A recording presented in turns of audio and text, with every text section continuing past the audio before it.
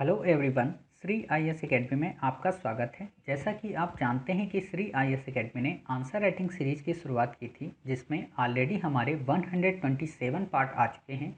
ये हमारा पार्ट 128 है। इसमें हम देखेंगे कि आपके द्वारा हमारे टेलीग्राम चैनल पर किस प्रकार का प्रश्न भेजा गया, आपने इसे किस तरीके से लिखा और आपको उसे किस तरीके से लिखना चाहिए। तो चलिए शुरू करते हैं। जैसा कि आप देख रहे हैं, ये प्रश्न आपके द्वारा हमारे टेलीग्राम चैनल पर भेजा गया। तो सबसे पहले हम आपके प्रश्न को पढ़ेंगे, फिर आपके उत्तर को देखेंगे और फिर देखेंगे कि वास्तव में इसे कैसे लिखना चाहिए। आपका प्रश्न है, प्लासी का युद्ध एक बड़ा युद्ध नहीं वरन एक बड़ा विश्वासघात था, टिप्पणी कीजिए। आपने उत्तर लिखा है, प्लासी का युद्ध एक खुला युद्ध नहीं था। सैनिक संघर्ष की दृष्टि से इसका कोई विशेष महत्व नहीं है। वस्तुतः यह एक विश्वासघात की कहानी है क्योंकि वर्तमान में क्रिकेट मैच फिक्सिंग की तरह इसके परिणाम पहले ही सुनिश्चित थे। नवाब के मुख्य सैन्य अधिकारी मीर बख्शी मीर जाफ़र एक मीर बख्शी कौन है? अच्छा, मीर बख्शी मतलब सेनापति आपने वर्ड यूज किया। मीर बख्शी मीर जाफ़र एक सैनिक अधिकारी, राय दुर्लभ एक दूसरा सैन्य अधिकारी, खादिम खां सभी ब्रिटिश कंपनी से मिल चुके थे। इस षड्यंत्र में बंगाल के बैंकर जगत सेठ तथा एक महत्वपूर्ण व्यापारी अमीचंद भी शामिल था। नवाब की मुख्य सेना मीर बख्शी मीर जाफ़र, देखिए मीर बख्शी बार बार यूज मत करिए। मीर बख्शी मानता हूँ कि उस समय की मुगल शब्दावली थी, लेकिन आप मीर बख्शी जब मीर जाफ़र के साथ जोड़ देते हो ना, तो लगता है ये दो लोग हैं। मीर बख्शी अलग है, मीर जाफ़र अलग है। क्लियर? तो इसीलिए आप ये भी समझो कि इतिहासकारों ने क्यों सेनापति मीर जाफ़र यूज किया था, मीर बख्शी क्यों नहीं यूज किया। क्लियर? तो इतना भी मौलिक मत बन जाइए। तथा राय दुर्लभ के अधीन हाथ बांधे खड़ी रही, जबकि एक छोटी सेना मीर मदन तथा मोहन सिंह के अधीन संघर्ष करती रही।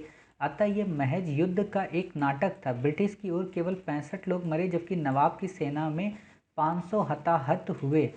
सब जब से इस ये क्या लिखा है लास्ट में, सबसे एकजुट या सबसे जो कुछ भी लिखा हो, सबसे जब इस प्रतिकूल परिस्थिति में भी नवाब की छोटी सी सेना साहसपूर्ण संघर्ष कर रही थी, तो फिर मीर जाफ़र के एक गलत सैन्य सुझाव ने पूरी सुरक्षा प्रणाली को ही ध्वस्त कर दिया तथा युद्ध का पलड़ा अचानक से ब्रिटिश की ओर मुड़ गया। इस प्रकार हम देखते हैं कि बंगाल का नवाब अपने अधिकारियों के विश्वासघात के कारण युद्ध से पहले ही पराजित हो चुका था।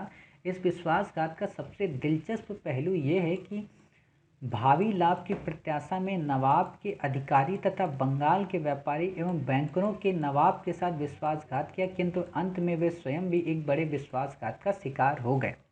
आपका निष्कर्ष काफ़ी अच्छा लिखा है। और दूसरी बात, आपने उत्तर तो अच्छा लिखा है। देखिए, उत्तर में कोई कमी नहीं है, उत्तर आपने अच्छा लिखा है, लेकिन आपने इसे कहानी की तरह लिख दिया या एक तरीके से एक पत्र की तरह लिख दिया, उस विवरण की तरह। क्लियर?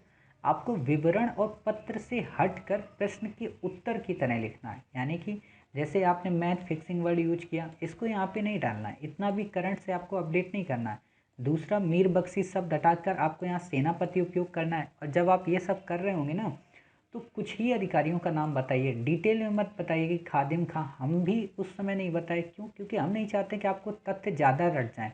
इसमें क्या हुआ कि आपने ये उत्तर लिखा तो है, लेकिन ये उत्तर यूनिवर्सिटी की दृष्टि से काफ़ी अच्छा है। क्लियर? लेकिन यूपीएससी की दृष्टि से इसमें तथ्यों की भरमार है और कहानी और एक तरीके से कह सकते हो तार्किकता का उतना परिणाम नहीं है। और आपसे वास्तव में तार्किकता पे बात की है, आपसे इसके विश्लेषण की बात की है। तो आप इसको यूनिवर्सिटी की तरह ना लिखें, मतलब इतने तथ्य और इतनी कहानियाँ धीरे धीरे स्लो मोशन में मत लिखें। आप खुद देखिए, मुझे हंसी भी आ गई थी बीच में, क्योंकि इतना स्लो था और ऐसा लग रहा था कि मैं कोई लेख पढ़ रहा हूँ। क्लियर? तो ऐसा मत करिए, ये वास्तव में यूनिवर्सिटी लेखन है। क्लियर? तो आप इसको यूपीएससी की तरह लिखें अर्थात यूपीएससी की तरह लिखने का मतलब ये है कि आप इसमें तथ्य और तर्क का समायोजन करें। और ऑलरेडी आपने अपने पहले कुछ क्वेश्चन हमें चेक कराए हैं, उसमें आपने काफ़ी अच्छा लेख लिखा है। क्लियर? तो आप वैसे ही लिखा करें, समझ गए? और ज़्यादा तथ्यात्मक मत दें कि 65 लोग थे, 500 हताहत हुए। ये थोड़ा आपके उत्तर को उतना उत्कृष्ट नहीं बनाएंगे। क्लियर? और दूसरे पक्ष को भी आप लिख दें। हालांकि अभी इसके निर्णयों की पुष्टि होनी बाकी थी, जो कि बक्सर के विजय में हो गई। क्लियर? तो इससे आपके प्रश्न के उत्तर को एक वे फॉरवर्ड मिल जाएगा। समझ गए? तो उम्मीद है आप न केवल इस प्रश्न के उत्तर को समझे होंगे, बल्कि ये भी समझ गए होंगे कि आपने अपने प्रश्न के उत्तर में क्या क्या कमियां की हैं और किस तरीके के सुधार आप कर लेंगे तो आपका प्रश्न उत्तर अन्य की अपेक्षा मौलिक, उत्कृष्ट और विश्लेषणात्मक लगेगा। क्लियर? जिससे आपका निष्कर्ष अपने आप संयोजित हो जाएगा और आपके अंकों में अपने आप बढ़ोतरी हो जाएगी। क्लियर?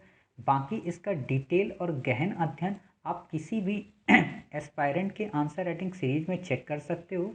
साथ ही आप इसके लिए हमारे प्रीवियस पार्ट या मॉडर्न इंडिया हिस्ट्री ऑप्शन में भी जाकर इस प्रश्न के उत्तर को हमने विश्लेषित किया, वहाँ भी देख सकते हो। इसका आंसर फ्रेम ऑलरेडी हमने उपलब्ध कराया है, आप उसका भी उपयोग कर सकते हो। देखिए कई बार क्या होता है कि एस्पायरेंट जैसे आपने क्या किया है कि हमारे आंसर फ्रेम से हटकर कुछ लिखने लगते हो। देखिए हटकर लिखिए, कोई दिक्कत नहीं है, लेकिन आप ये मानकर चलिए वो आंसर फ्रेम एक कॉमन आंसर फ्रेम है, उसको तो कोई काट ही नहीं सकता। और जब आप उसको बेस बनाएंगे, उसको बेस बनाने के बाद जब आप उत्तर यहाँ लिखेंगे तो हम फिर उस आंसर फ्रेम से हटकर और पॉइंट बताएंगे। समझ रहे?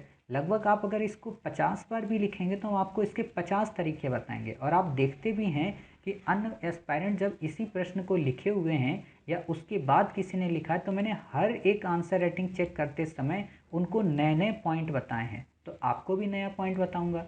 तो इसलिए आप मेरे आंसर फ्रेम को अवॉइड मत करें, उसको बेस बनाएं और उसको बेस बनाकर ही कहानी गढ़ें। वो हम आपको साँचा देते हैं।